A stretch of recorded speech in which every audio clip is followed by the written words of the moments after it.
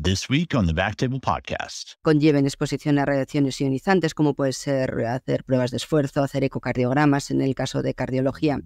Nos permite mantenernos activas laboralmente, pero el problema es que nos aparta de nuestras áreas de desarrollo y de nuestras líneas de trabajo, y esto interrumpe durante casi un año en cada embarazo nuestra trayectoria y nuestro desarrollo profesional.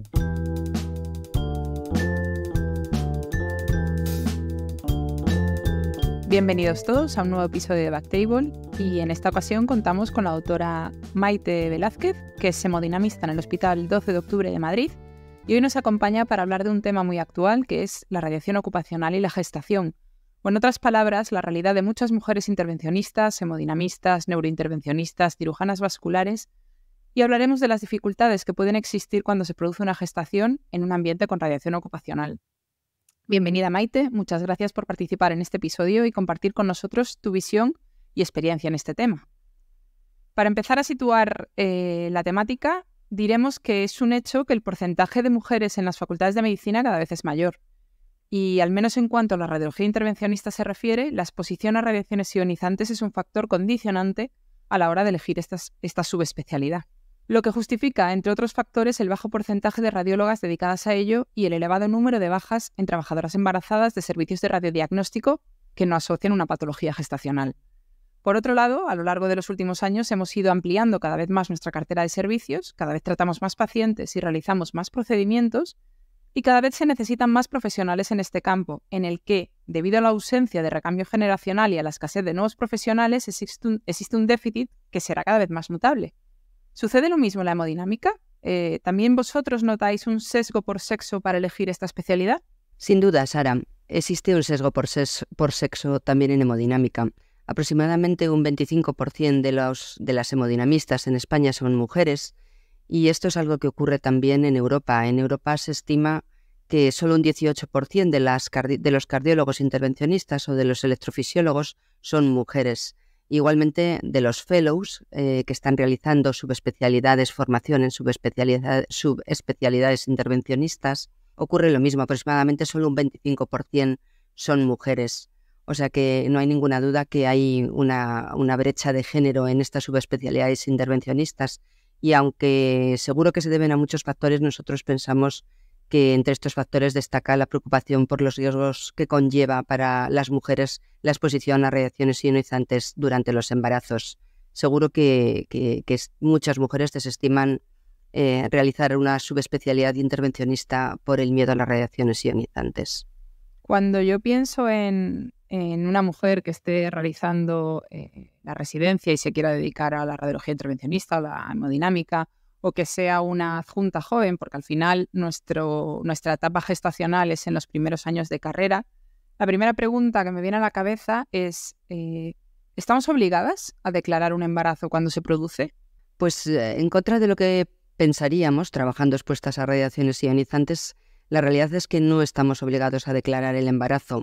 La declaración de embarazo es voluntaria en todos los casos por parte de la trabajadora. Y una vez se declara el embarazo, ¿quién decide y en base a qué si una trabajadora gestante con radiación ocupacional tiene que seguir trabajando? La aptitud o la no aptitud a un puesto de trabajo la emite el especialista en medicina del trabajo del Servicio de Prevención de Riesgos Laborales con la información que le proporciona el Servicio de Radiofísica Hospitalaria. Si el especialista de medicina del trabajo del Servicio de Prevención de Riesgos Laborales emite una no aptitud a este puesto de trabajo, la empresa realmente debería impedir que la trabajadora siga expuesta o realizando su trabajo expuesta a radiaciones ionizantes. Y si somos aptas para trabajar y nos protegemos, ¿se limita la dosis de radiación permitida cuando existe una gestación? Sí, esto está claramente establecido en la normativa. La Unión Europea, en el Tratado de Euratom, establece la normativa sobre protección radiológica que se exige a los Estados miembros de la Unión Europea, quienes posteriormente transponen esta normativa a sus respectivas legislaciones. Por tanto, el Euratom es el organismo que establece los límites de dosis basándose en las recomendaciones de la Comisión Internacional de Protección Radiológica, que es una organización cuyos miembros lo son porque tienen excelencia científica en este campo, en concreto en la radioprotección, y emiten recomendaciones que son recibidas por los organismos competentes, tanto nacionales como internacionales. Y en concreto en nuestro país, en España, ¿cómo lo hacemos? En España es el Consejo de Seguridad Nuclear quien es la autoridad competente en todo el tema de legislación en lo relativo a materia de seguridad nuclear y, por tanto, radiaciones ionizantes. Y así, lo que establece el Euratom en base a las recomendaciones de la Comisión Internacional de Protección Radiológica es lo que después el Consejo de Seguridad Nuclear establece para la normativa que nosotros tenemos que seguir en España. Y esta normativa lo que dice es que cualquier miembro del público no puede recibir más de 1 milisievert como consecuencia de las actividades médicas que conllevan uso de radiaciones ionizantes. Y lo que hace realmente, por tanto, el Consejo de Seguridad Nuclear es que trata al feto como a un miembro del público y establece que el feto durante el embarazo no puede recibir más de 1 milisievert, como ocurriría con cualquier otro miembro del público. ¿Y nosotros cómo nos vamos a poder asegurar de que el feto no recibe más cantidad de esa? Bueno, es fácil. Nosotras, cualquier persona, cualquier trabajador que está expuesto a radiaciones ionizantes tiene unos dosímetros que nos dicen la dosis de radiación que recibimos, tanto dosis profunda como dosis superficial. La dosis superficial con un dosímetro de muñeca y la dosis profunda con un dosímetro que llevamos debajo del delantal. Esto nos dice qué dosis recibimos mensualmente en nuestro trabajo. Durante el embarazo, la embarazada puede solicitar que se le suministre un dosímetro de abdomen, y este dosímetro de abdomen es el que después se va a medir la dosis que ha recibido la embarazada mes a mes, de forma que podemos saber lo que estamos recibiendo mes a mes mientras trabajamos embarazadas en la sala de radiología o de cardiología intervencionista, y la dosis completa que llevamos acumulada desde el inicio del embarazo. Además, hay que tener en cuenta que este límite de 1 milisievert que puede recibir el feto durante el embarazo realmente se traduciría en 2 milisievert en el dosímetro de abdomen, porque las paredes abdominales y la pared del útero reducen a la mitad lo que recibe el feto y, por tanto, realmente, cuando nosotros recibimos cursos de protección radiológica, lo que se nos dice es que el límite de dosis que puede recibir el feto es 1 milisievert y, por tanto, eso se traduce en que el límite de dosis en el dosímetro de abdomen son 2 milisievert, porque el feto recibiría la mitad realmente de lo que marca ese dosímetro de abdomen. Entonces, ¿qué es real en cuanto a la afectación del feto por la radiación ionizante cuando nos metemos en una sala de fluoroscopia?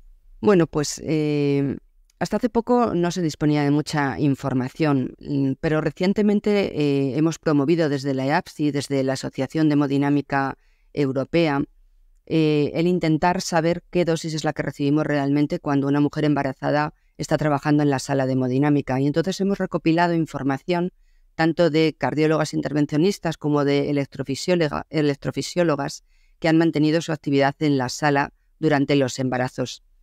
En este documento que hemos publicado recientemente en el Eurointervention hemos recogido información de 23 embarazos de 16 mujeres embarazadas. Y tenemos la información de cuál es la dosis que han recibido estas mujeres que han mantenido el trabajo en la sala de hemodinámica o de electrofisiología. Bueno, pues la información que tenemos es que en 15 de estos 23 embarazos, es decir, en un 65% de los embarazos, el dosímetro reflejó radiación de fondo, es decir, radiación ambiente, la misma radiación que recibiría cualquier persona que no estuviera expuesta a radiaciones ionizantes. En 3 embarazos la dosis fue de 0,2 milisievert. En 2 embarazos no tenemos la dosis recibida y en los 3 embarazos restantes lo que se describe es que la dosis equivalente durante todo el embarazo fue menor de 1 milisievert. Es decir, de todos los embarazos de los que disponemos de información, de 21 de los 23 embarazos, la dosis estuvo en todos los embarazos por debajo del límite que establece el Consejo de Seguridad Nuclear que puede recibir el feto, es decir, todos los embarazos estuvieron por debajo de 1 milisievert.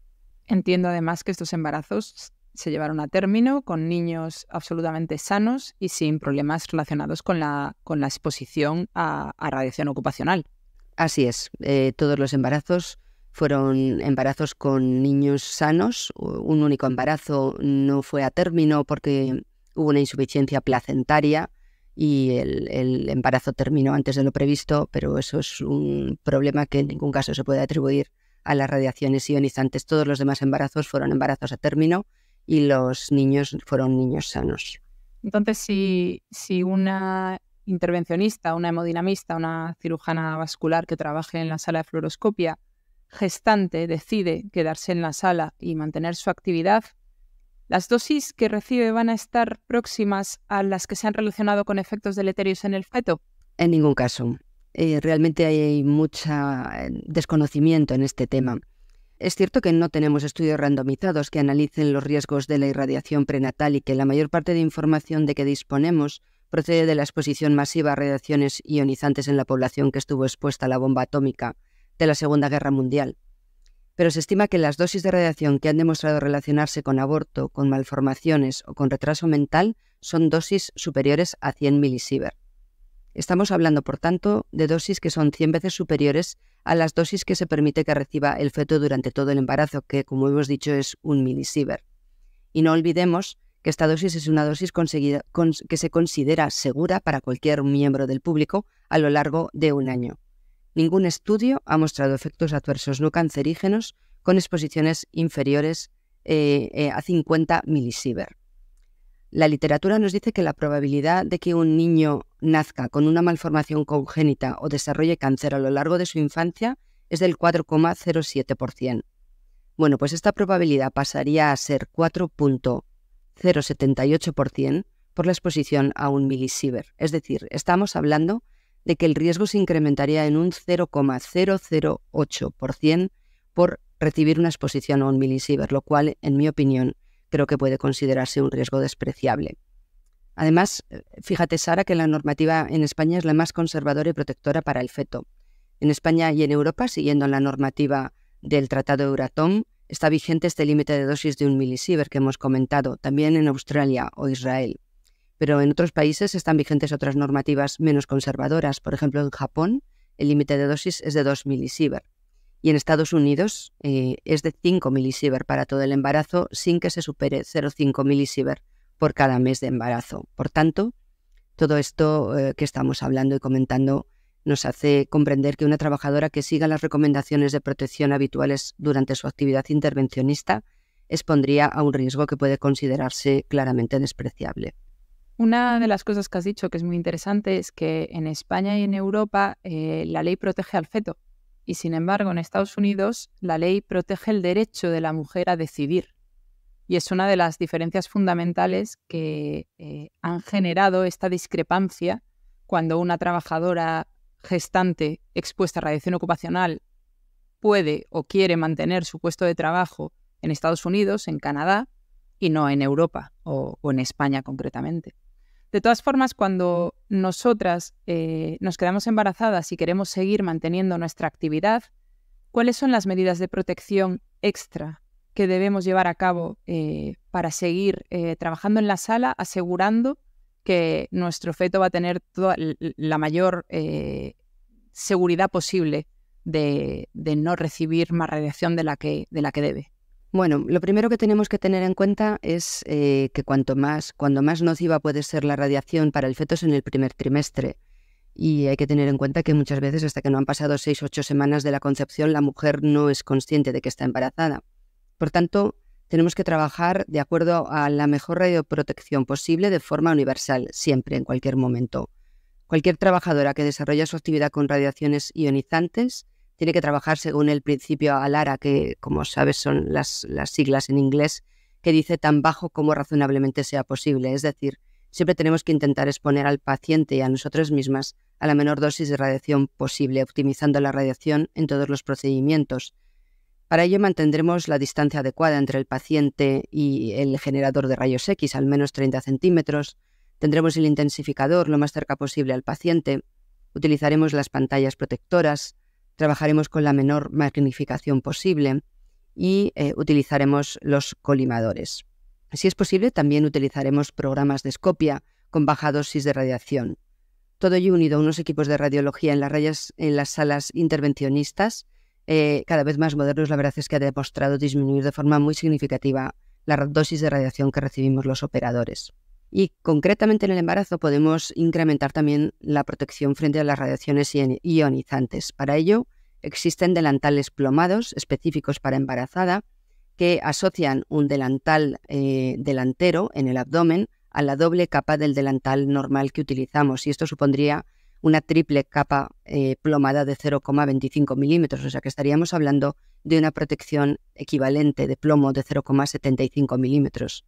Y a esto se le pueden añadir protectores gonadales. Tenemos protectores gonadales de 15, de 20 y de 25 centímetros que se pueden adherir con velcro a la parte interna del delantal de plomo. O sea que estaríamos hablando de que podríamos incrementar la protección habitual con la que trabajamos, que es de 0,035 milímetros, podríamos incrementarla hasta 1,25 milímetros de equivalencia de plomo si utilizamos un delantal de embarazada y además un protector gonadal interno. Por tanto, creo que estamos suficientemente protegidas. Con un delantal normal lo estaríamos, pero podemos, como ves, incrementar más la protección. Lo que sí que no se recomienda es aumentar el número de faldas plomadas, porque esto incrementaría mucho el peso que tendría que soportar la embarazada y seguro que se asociaría a problemas musculoesqueléticos que ya de por sí son habituales en las embarazadas por la rectificación de la lordosis lumbar durante el embarazo. Entonces, si yo dispongo de mecanismos para protegerme y además quiero seguir trabajando porque me encuentro bien para trabajar, la legislación es clara, la legislación actual es clara en cuanto a quiénes pueden o no pueden trabajar en este estado de gestación. Pues ahí es donde radica parte del problema. Existe una contradicción importante entre los reales decretos por los que se rigen los departamentos de riesgos laborales y de protección radiológica de los centros hospitalarios. Así, el Real Decreto 298 del año 2009, por el que se aprueba el reglamento de los servicios de prevención en relación con la aplicación de medidas para promover la mejora de la seguridad y de la salud en el trabajo de la trabajadora embarazada, se incorporó un nuevo anexo con una lista de agentes y condiciones de trabajo en los cuales se dice que no puede haber riesgo de exposición por parte de las trabajadoras embarazadas.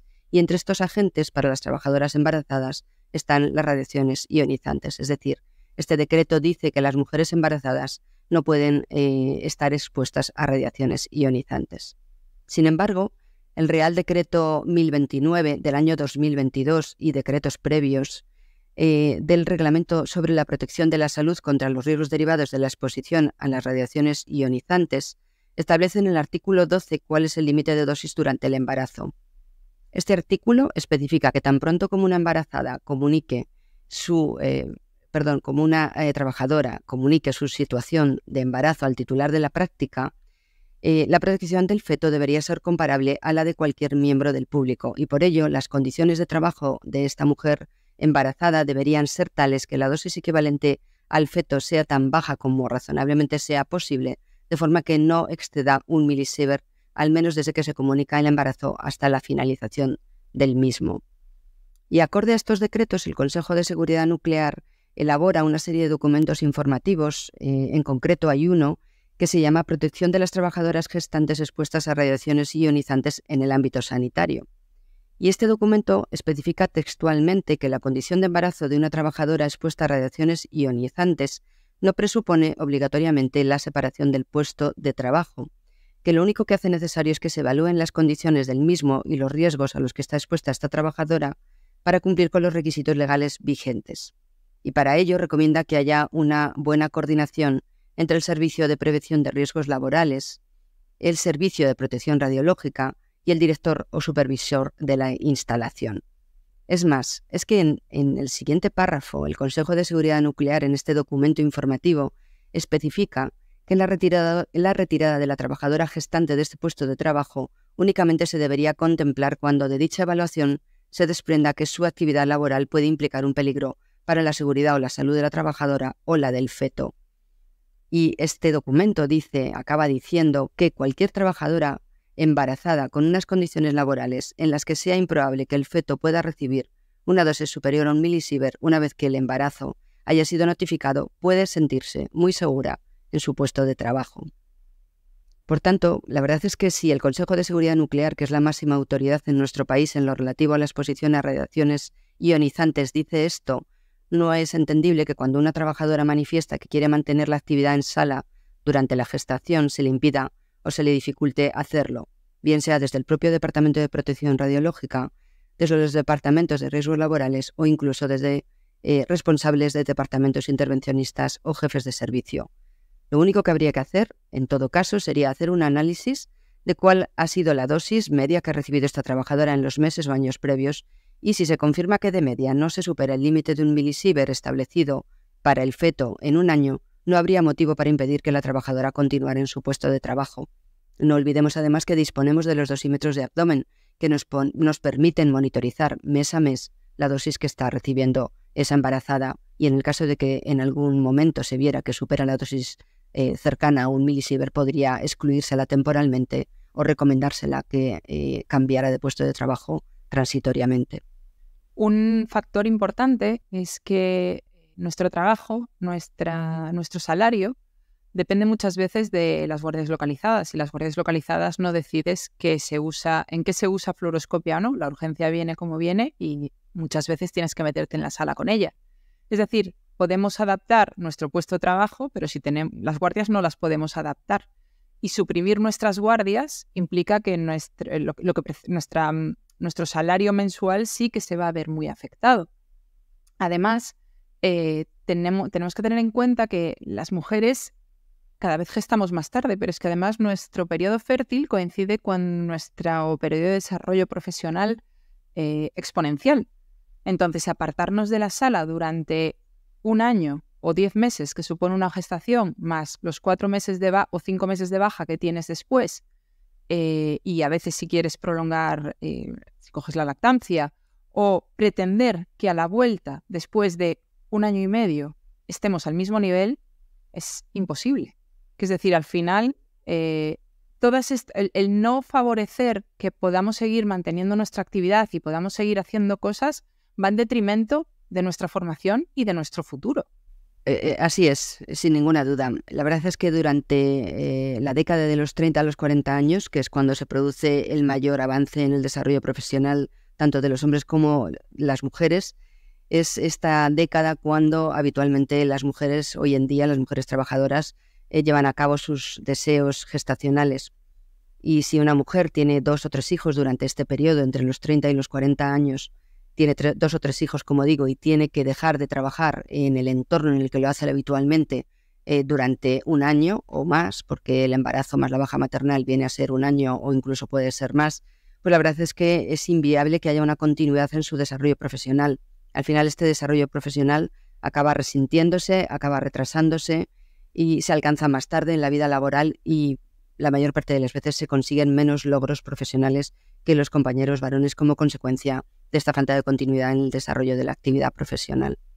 Hablando de esto, de retrasar nuestra edad gestacional porque priorizamos nuestro trabajo o las situaciones de nuestro trabajo nos impiden tomar la decisión de tener hijos, tenemos que hablar también de los abortos, porque al final los abortos es una patología muy frecuente en la población y cada vez somos madres más mayores, lo cual aumenta los riesgos de tener abortos, y al final 1 de cada 4 embarazos va a terminar en un aborto. Cuando hablamos de permitir a las mujeres gestantes mantener su actividad en la sala, yo siempre establezco un poco el límite de que permitir no quiere decir obligar. Es decir, que yo tenga la opción. Aquí lo que se persigue es que todas tengamos la posibilidad de decidir qué es lo que queremos hacer y cómo queremos hacerlo, siempre y cuando nos rijamos por la ley. Entonces, ¿todos los embarazos son iguales y deberían manejarse igual? ¿Todas las gestantes tienen que hacer lo mismo cuando están en una sala de fluoroscopia? Pues no, claro, es evidente que no. Habrá casos especiales en los que, bien sea por la edad de la embarazada, por la dificultad en haber conseguido ese embarazo, por antecedente de abortos previos o por cualquier otro motivo, la propia embarazada prefiera no exponerse a continuar trabajando en la sala. En ocasiones puede ser por miedo a las radiaciones ionizantes, pero otras veces es por las propias características de nuestra actividad laboral, ¿no? Nuestras condiciones laborales son condiciones de trabajo duras. Trabajamos periodos largos de tiempo de pie, con un delantal de plomo y con una situación de estrés psicológico inherente a las situaciones que tenemos que manejar. Por tanto, claramente no se puede obligar a la embarazada a que mantenga la actividad laboral en la sala. Lo que nosotras intentamos exponer es que, acorde a la normativa, se puede trabajar en la sala si la trabajadora así lo desea, porque no exponemos al feto a un riesgo por mantener el trabajo en sala durante el embarazo.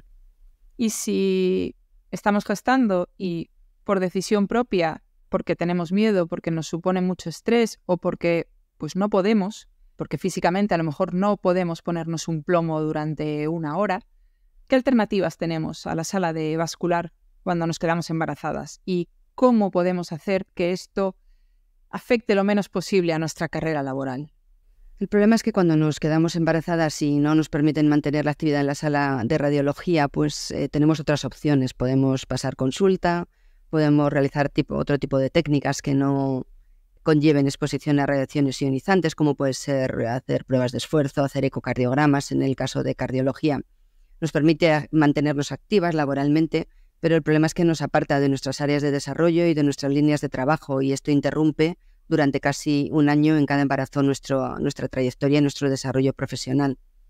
Y como hemos comentado antes también en subespecialidades como la hemodinámica o la radiología intervencionista, el apartarnos de las salas de hemodinámica o de rayos intervencionistas también nos impide realizar las guardias médicas asociadas a estas áreas de intervencionismo, y todo esto supone sin ninguna duda pues un perjuicio económico, un perjuicio en el desarrollo de la carrera profesional, supone un aumento de estrés emocional, de forma que es un problema porque una discriminación que inicialmente es una discriminación positiva tratando de proteger a la mujer y al feto, al final acaba convirtiéndose en una discriminación negativa, inversa, que acaba perjudicando a la mujer. Y bajo tu punto de vista, ¿cómo podemos hacer para evitar? Porque cuando yo estaba estudiando el MIR, por ejemplo, un día después de las clases el profesor de la academia nos preguntó a qué queríamos dedicarnos y yo le dije que yo quería ser radiólogo vascular porque es algo que he tenido claro desde siempre. Y lo primero que me dijo fue, pues olvídate de tener hijos. Fue lo primero que me dijo, era un profesor de pediatría. Y claro, yo lo miré y le dije, ¿cómo que olvídate de tener hijos? Y me dice, es que no te van a contratar. ¿Cómo podemos hacer para evitar esta falsa creencia de que las mujeres gestantes no pueden trabajar en una sala, de que ser mujer y elegir una especialidad en la sala de fluoroscopia es un problema? Yo creo que fundamentalmente lo que se necesita es información. Yo creo que estas actitudes instauradas en este ámbito profesional se fundamentan en desconocimiento, desinformación y falsos mitos que se han ido transmitiendo de generación en generación también en este área del intervencionismo. Tenemos que conseguir acabar con esta creencia ampliamente arraigada, como digo, incluso entre la comunidad médica, de que es incompatible la actividad laboral asociada a radiaciones ionizantes y el que una trabajadora se quede embarazada y mantenga la actividad. Es necesario que desde las sociedades médicas se elaboren documentos informativos que expongan cuál es la evidencia existente sobre los efectos deleterios de la radiación ionizante en el feto, sobre las dosis que han demostrado producir estos efectos deleterios, sobre cuáles son las dosis que se recibe en la sala cuando mantenemos la actividad durante la gestación. Es necesario que estos documentos informen de que hay una normativa al respecto y de que esta normativa avala que, si se respetan los límites de dosis que establece esta normativa, se puede mantener de forma segura para el feto la actividad en la sala durante el embarazo. Y yo creo que para que estos documentos obtengan resultados necesitamos que sean el fruto de la participación y consenso de la Asociación Española de Medicina del Trabajo y de la Sociedad Española de Protección Radiológica, para que consigamos que se adopte una posición común entre estas dos sociedades médicas y que estén alineadas con las afirmaciones de los documentos del Consejo de Seguridad Nuclear. Solo así podemos conseguir hacer que desaparezcan las contradicciones actuales de los distintos reales decretos que son las que dificultan que las mujeres puedan mantener su actividad laboral durante el embarazo. Yo creo que además es importante que las instituciones mejoren el asesoramiento sobre la radiación a sus empleados para abordar adecuadamente las preocupaciones de estos, instruirlos y capacitarlos en prácticas seguras que minimicen la exposición a la radiación en cualquier etapa de su actividad laboral. Y toda esta información debe formar parte del conocimiento que se imparte ya en las aulas a los estudiantes de medicina y a los residentes de las distintas especialidades, para que se extingan estos miedos irracionales que hay hacia las radiaciones ionizantes y que deje de ser un tabú el hablar de la posibilidad de trabajar durante la gestación en un medio con exposición a radiaciones ionizantes. Yo creo que así será la única forma de que la brecha de género deje de ser una realidad en subespecialidades intervencionistas. Además es que es muy curioso, estoy embarazada, no me quiero acercar a la sala correctamente protegida por miedo, pero me subo a un avión. Pero me voy a la playa todo el verano porque es fantástico estar morena. Pero vivo en Galicia y el granito está por todas partes. Sí, esto es algo que realmente mucha gente desconoce, lo desconoce la población general y también lo desconoce la comunidad médica. Estamos expuestos a radiación ionizante en cualquier momento y en cualquier sitio. La radiación ionizante de origen natural está presente en nuestra vida diaria. Es lo que se llama radiación de fondo. Es una radiación ubicua que está en cualquier parte, que afecta a la población con una intensidad relativamente constante a lo largo del tiempo y que tiene origen muy diverso. Por ejemplo, los rayos cósmicos, minerales radiactivos que hay en las rocas y en el suelo, también en ciertos alimentos y bebidas que ingerimos, ya que muchos de ellos proceden, como digo, de la tierra, del suelo. También es radiactivo el radón del aire que respiramos. Y como consecuencia de todo esto, el Comité de las Naciones Unidas sobre los efectos de las radiaciones atómicas, que revisa periódicamente la información sobre los efectos biológicos de las radiaciones ionizantes, nos dice que la dosis media de radiación de fondo por cápita, es decir, por habitante, es de 2,4 milisievert y en concreto en España oscila entre 2,4 y 3 milisievert por año. Estamos hablando de una dosis, como veis, mayor de la que está establecida como límite para el feto, que es 1 milisievert. Por ejemplo, la población desconoce que una fuente de radiación ionizante son los vuelos que hacemos. La radiación cósmica está presente en los vuelos y, por ejemplo, un vuelo de ida y vuelta transoceánico se puede recibir hasta 1 milisievert. Y si hablamos, por ejemplo, de exploraciones médicas, una radiografía de tórax, por ejemplo, supone 0,07 milisievert, pero es que una mamografía supone 0,26 milisievert y un TAC 7 milisievert.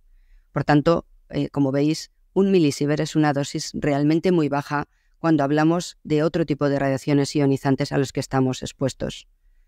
Por tanto, en el peor de los escenarios, suponiendo que el feto recibiera el límite máximo de dosis permitido, que es 1 milisievert, sería una dosis realmente baja, menor incluso que la radiación de fondo que de media recibe cualquier miembro de la población en un año.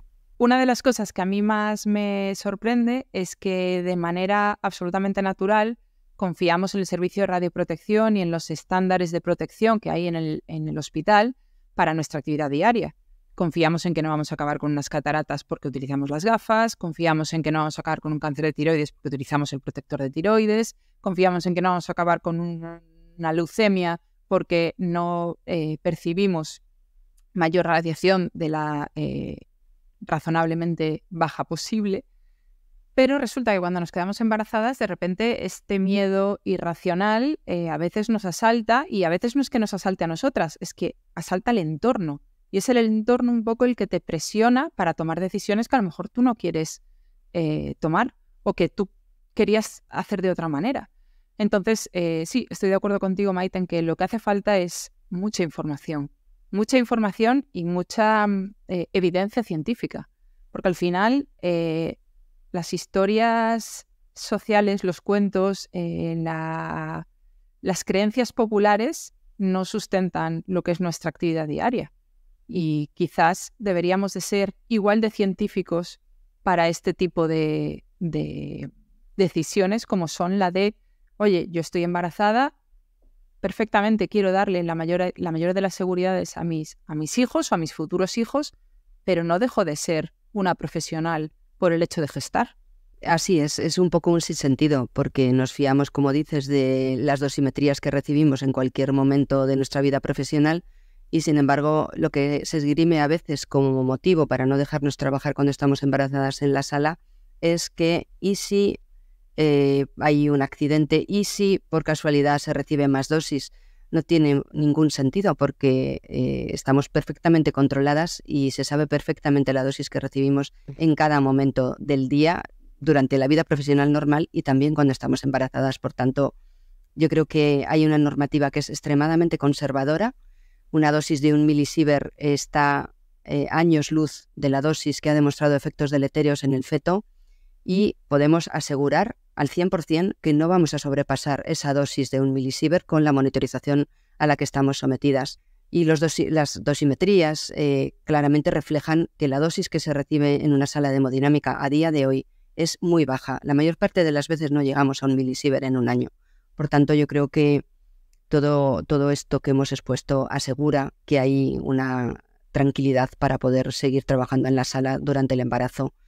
Y eso también, yo creo que el poder mantener tu actividad laboral de forma tranquila y con confianza en que no estás exponiendo a tu futuro hijo a ningún riesgo, hace también que tu situación psicológica sea una situación con un estatus mucho más favorable para que ese embarazo se desarrolle en las mejores condiciones posibles. Pues hemos llegado al final, Maite. Yo de verdad te quiero agradecer que hayas participado en este episodio. Me parece que es un tema fundamental que exista, que haya un podcast hablando de esto, porque hay muchas mujeres que quieren dedicarse al intervencionismo y que tienen estas dudas. Hay muchas mujeres dedicándose al intervencionismo que tienen estas dudas, y creo que las cosas solo se pueden cambiar cuando se conocen y cuando se camina en pro de mejorar las situaciones. Así que muchísimas gracias por participar. Yo de verdad que te agradezco toda la información, todo tu tiempo, y espero que poquito a poco vayamos dando pasos de gigante para mejorar las condiciones laborales de todas las mujeres intervencionistas, hemodinamistas, cirujanas vasculares, vamos, todas aquellas que quieran dedicarse a esta hermosa profesión que es trabajar debajo del tubo de fluoroscopia.